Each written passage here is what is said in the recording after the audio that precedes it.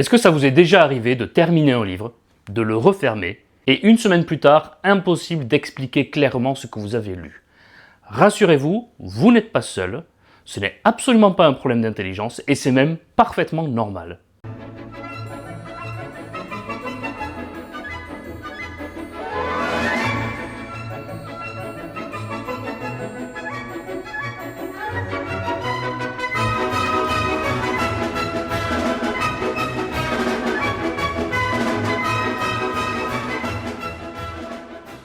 Aujourd'hui, dans cette vidéo, je vais vous fournir des clés pour vous rappeler beaucoup mieux de ce que vous lisez, mais avant tout, je vais vous expliquer, grâce aux études en sciences cognitives, comment fonctionne votre cerveau et pourquoi c'est normal d'oublier ce que vous lisez. Ça m'arrivait également jusqu'à ce que j'utilise les méthodes dont je vais vous parler aujourd'hui. Donc pourquoi est-ce qu'on oublie? Parce que notre cerveau n'est pas un disque dur. Il ne stocke pas les informations comme pourrait le faire un ordinateur.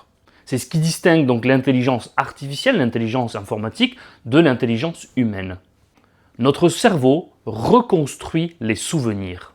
Et ça, les travaux de Hermann Ebbinghaus l'ont parfaitement montré, c'est ce qu'il appelle la courbe de l'oubli. La courbe de l'oubli, ou courbe de l'oubli, c'est une hypothèse sur le déclin de rétention de la mémoire dans le temps. Et comme je vous le disais, elle a été découverte par le philosophe et psychologue allemand Hermann Ebbinghaus. Pardonnez-moi pour la prononciation, j'espère que je ne le prononce pas trop mal. Cette courbe montre comment l'information est perdue au fil du temps quand le cerveau ne cherche pas à la conserver. Cette courbe est liée au concept de la force de la mémoire qui se réfère à la durabilité que la mémoire trace dans le cerveau. Plus la mémoire est forte, plus une personne pourra s'en souvenir longtemps. Donc en somme, de manière naturelle, c'est normal d'oublier les choses si nous ne cherchons pas, et je vais vous montrer après comment le faire, si nous ne cherchons pas à nous en souvenir pendant la lecture elle-même ou juste après. Un graphique typique de la courbe de l'oubli vise à montrer que les humains ont tendance à réduire de moitié leur mémoire de toute nouvelle connaissance dans les jours ou semaines suivant leur acquisition, à moins qu'ils remémorisent consciemment cette nouvelle connaissance apprise. En fonction des personnes, dans les heures, dans les jours qui vont suivre la lecture, vous allez déjà oublier la moitié. Donc imaginez 6 mois après, quand on vous demande est-ce que tu peux me parler du livre que tu as lu il y a 6 mois, si vous avez lu de manière naturelle, passive, ce qui est totalement normal, votre livre, vous en êtes parfaitement incapable. Et même en quelques jours ou en quelques mois, semaines ou en fonction des personnes, on oublie jusqu'à 70%, voire 80% des connaissances qu'on a lues dans un livre. Donc oublier, c'est la norme, c'est parfaitement normal pour un être humain. Et ça nous renvoie également à notre façon d'apprendre. Également, lorsqu'on apprend des cours, surligner n'aide pas à apprendre. Lire passivement, juste en surlignant les passages qui nous semblent importants, ce n'est absolument pas la bonne méthode pour l'apprendre. Et là aussi, ce sont des recherches en sciences cognitives qui nous l'ont prouvé. Ce sont les recherches de Henry Roediger et Jeffrey Karpik qui montrent que se tester soi-même est beaucoup plus efficace que relire. C'est ce qu'ils appellent l'effet de récupération. En somme, la mémoire aime l'effort. Et c'est là la clé de cette vidéo. Si vous devez retenir une chose, plus un apprentissage exige un effort mental actif, plus il va durer dans le temps et plus notre cerveau va s'en souvenir. Et les deux scientifiques dont je vous parle ont utilisé en fait une méthode, ont fait des tests sur des étudiants et de leur manière d'apprendre pour pouvoir vérifier quelle était la meilleure méthode pour activer la mémoire, pour se souvenir de ce qu'on lit, de ce qu'on a appris. On se rend compte que 80% des étudiants utilisent la relecture pour réviser leurs cours. Mais est-ce qu'elle est vraiment efficace, cette relecture?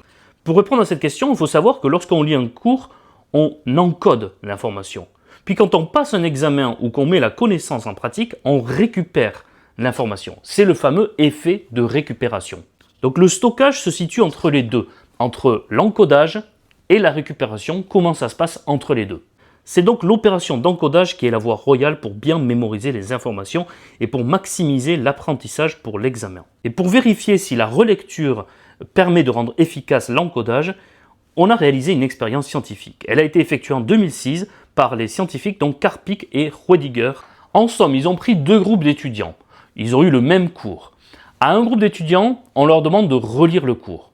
À un autre groupe d'étudiants, on leur demande, avec un papier blanc, d'essayer de reformuler ce qu'ils ont entendu pendant le cours. Et les résultats sont assez édifiants.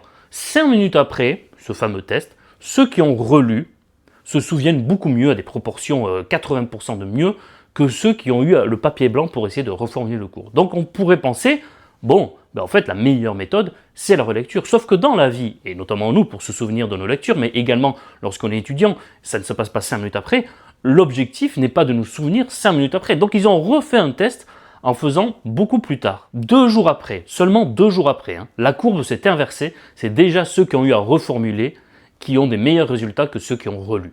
Et 1 semaine après, les résultats sont encore plus édifiants. Donc en fait, ça semble contraire à tout ce qu'on aurait pensé, parce que intuitivement, comme ça, on pourrait se dire, c'est la relecture qui permet de recenser beaucoup mieux la mémoire et de faire travailler le cerveau, c'est de relire ce qu'on vient d'apprendre. Alors que non, les résultats nous montrent bien que plus le temps est long, et plus c'est l'effort que va réaliser le cerveau pour essayer de reformuler ce qu'on vient d'entendre qui va être efficace plutôt que la simple relecture passive du cours. Lorsque vous faites un effort pour récupérer une connaissance, vous devez trouver un chemin dans votre mémoire à long terme pour en retrouver la trace.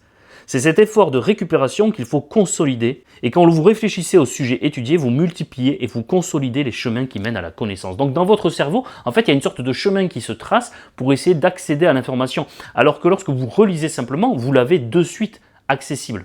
Donc l'information est plus accessible avec la relecture, donc on a l'impression qu'on va mieux s'en souvenir, mais on s'en souvient 5 minutes après. Et vu que notre cerveau n'a pas fait l'information et donc n'a pas tracé ces chemins à l'intérieur donc de notre cerveau, de nos nerfs, eh bien le chemin ensuite, lorsqu'on a 1 semaine après ou 1 mois après le besoin de récupérer et donc de recenser ce qu'on a lu, on en est incapable parce que les chemins n'existent pas. Alors que lorsqu'on a fait de suite après cet effort de récupération par l'accès libre, eh bien les chemins se tracent, même s'ils sont sinueux, même s'ils sont difficiles, mais ils sont là. Et donc en fait, la connaissance, la mémoire a beaucoup mieux travaillé. Mais maintenant, vous allez me dire, c'est bien joli tout ça, maintenant qu'on sait pourquoi est-ce qu'on oublie. Mais comment ne plus oublier?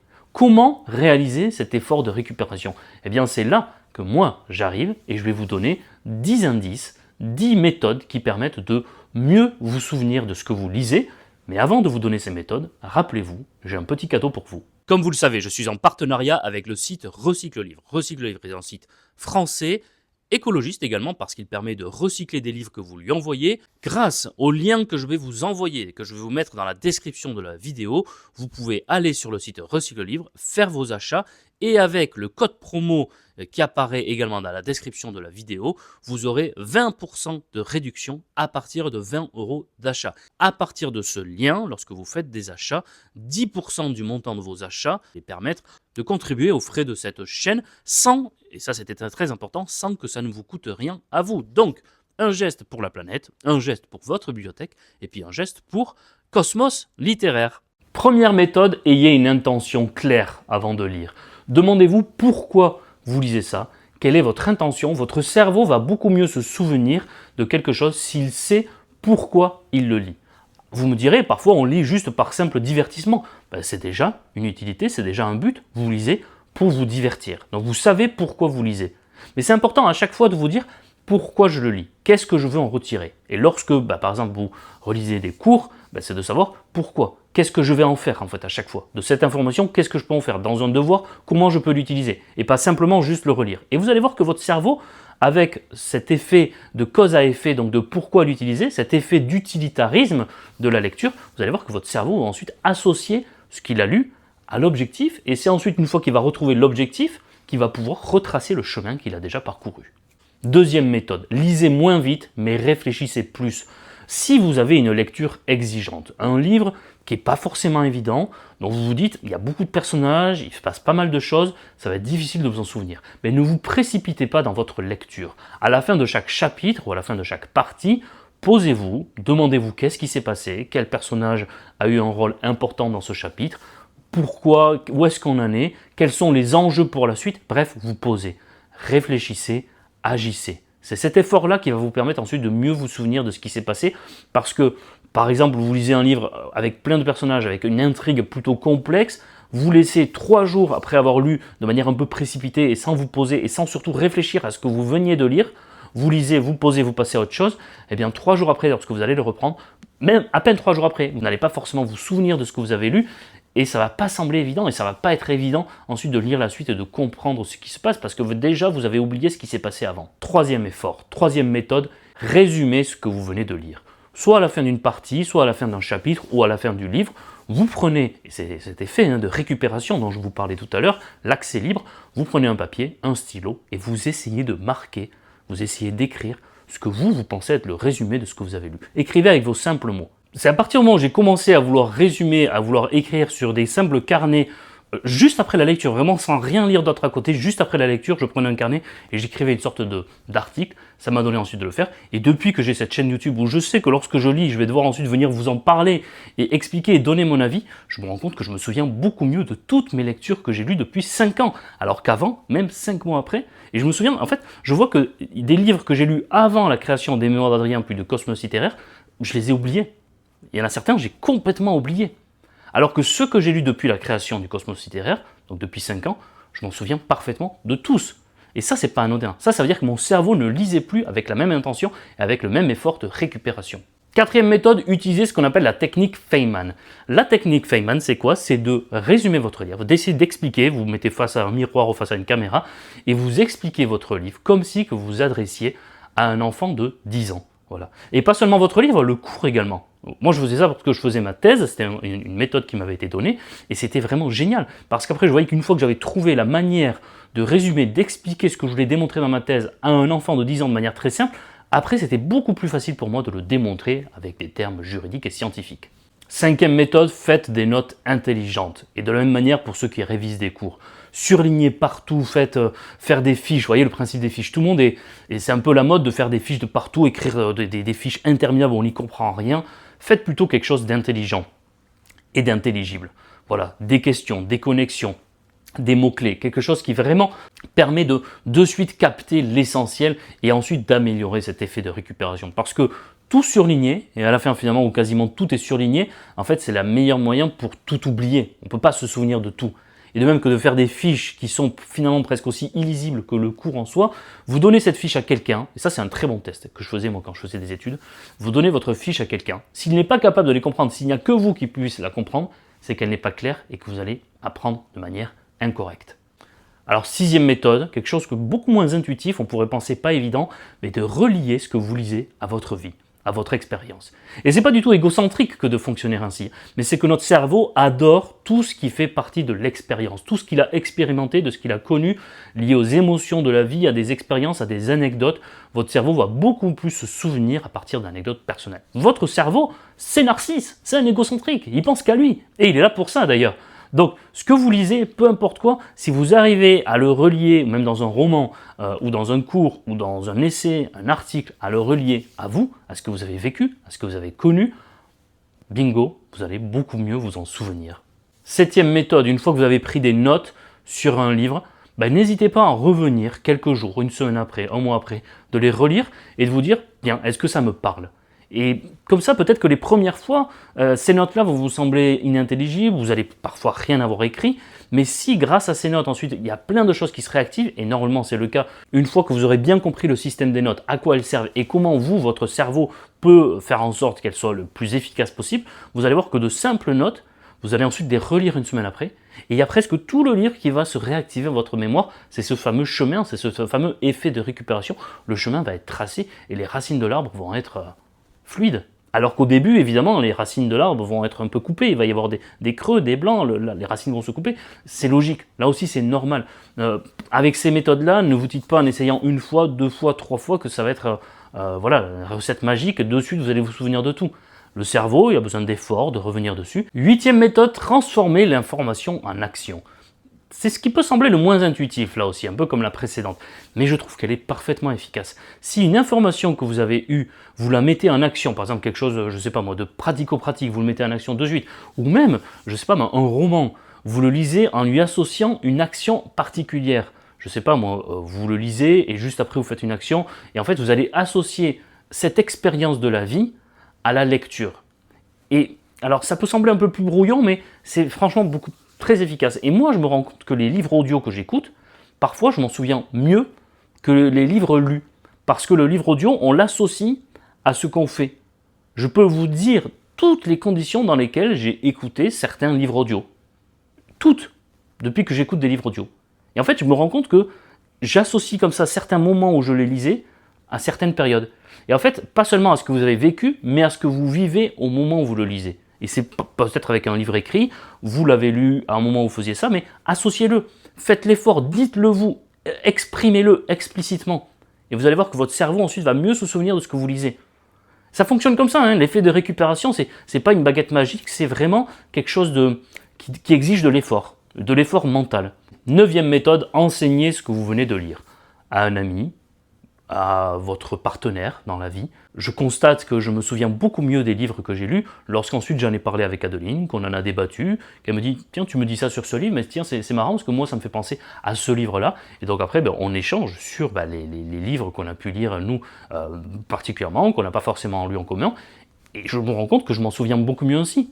Voilà. De l'enseigner à un ami, à un membre de la famille. Et même, je vais vous dire, on parle beaucoup d'intelligence artificielle aujourd'hui. J'ai déjà expérimenté ça, alors pas tout le temps, mais je l'ai fait déjà 1 ou 2 fois. J'ai ouvert ensuite une application d'IA, alors je crois que c'était ChatGPT que j'ai utilisé pour ça, mais Gemini est pas mal aussi du tout pour ça, et je lui ai parlé du livre. J'ai essayé de lui raconter le livre et de lui dire, et vous allez voir, essayez, hein, vous allez juste sur le site de ChatGPT et vous lui parlez comme si vous parliez à quelqu'un, et lui dire tiens je viens de lire ça, voilà ce que je viens de lire, etc. Est-ce que tu comprends? Est-ce que tu sais de quoi je parle? Et ensuite d'en débattre avec lui. Et vous allez voir que c'est franchement génial. Ne lui dites pas forcément le titre du livre, et essayez de faire en sorte qu'il comprenne et qu'il devine de quel livre vous parlez. Et s'il devine, c'est que vous avez été clair. Parce que l'intelligence artificielle n'est pas un magicien non plus. Donc là, vous avez un test en direct, un test grandeur nature de la clarté de vos propos. Et enfin, 10e et dernière méthode, ouvrez un espace dédié à la recension de vos lectures. Ça peut être un blog, ça peut être une chaîne YouTube, un compte Instagram, un compte X, TikTok, un carnet, quelque chose qui fasse que lorsque vous avez lu, vous savez qu'ensuite vous allez devoir exprimer votre avis dessus. Et encore une fois, je le répète, mais c'est cet effort, cet effet de récupération qui va faire en sorte que l'information va être beaucoup plus enregistrée dans votre cerveau. Et je le répète, ce que j'ai dit au début, votre mémoire n'est pas un disque dur. Voilà. Notre cerveau n'enregistre pas de manière automatique les informations qu'on lit. Elle les enregistre si on fait l'effort d'aller les chercher, de les récupérer. Encore une fois, c'est la différence entre l'encodage, le moment où on reçoit l'information, et ensuite la récupération et la recension, au moment où on essaie de récupérer l'information de ce qu'on a lu, et ensuite de la réexprimer. J'espère que cette vidéo vous a plu. De nombreuses personnes parmi vous depuis des années me demandaient comment faire pour se souvenir de ces livres, quelles sont les méthodes. J'ai essayé non seulement de vous donner ces 10 méthodes pour vous souvenir de ce que vous lisez, mais en plus de vous expliquer pourquoi il est parfaitement normal d'oublier, après ça va dépendre des cerveaux, mais d'oublier ce que vous lisez. Et rappelez-vous, cette information clé, en quelques heures, vous avez déjà oublié 50% de ce que vous avez lu. C'est édifiant, mais c'est la réalité, et une fois que vous en êtes conscient, vous pouvez tout balayer, et vous pouvez travailler dessus, et vous allez voir, c'est extraordinaire. L'effet de récupération, lorsque vous l'avez saisi et lorsque vous l'avez mis en œuvre, c'est extraordinaire, et ce n'est pas magique. Encore une fois, c'est le fruit de vos efforts. Prenez soin de vous, lisez des livres, et à très bientôt pour une nouvelle vidéo du Cosmos littéraire. Au revoir.